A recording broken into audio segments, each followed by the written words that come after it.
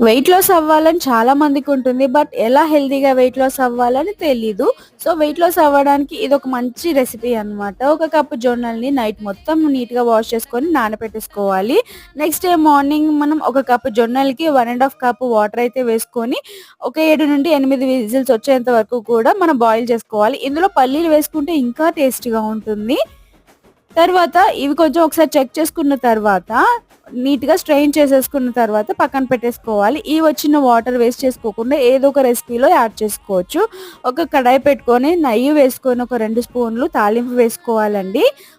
ఆ తర్వాత సన్నగా పొడుగ్గా కట్ చేసుకున్న ఉల్లిపాయలు, చిన్న ముక్కలుగా కట్ చేసుకున్న పచ్చిమిర్చి వేసుకొని, ఒక 12 వెల్లుల్లి వేసుకొని నీట్‌గా మెత్తగా ఫ్రై చేసుకున్న తర్వాత ఉడికించి పక్కన పెట్టుకున్న జొన్నల్ని తగినంత సాల్ట్ వేసుకొని, అల్లం తురుము అలాగే కొబ్బరి తురుము వేసుకొని ఒక 2 నిమిషాల పాటు మగ్గించుకుంటే టేస్టీ హెల్తీగా ఉండే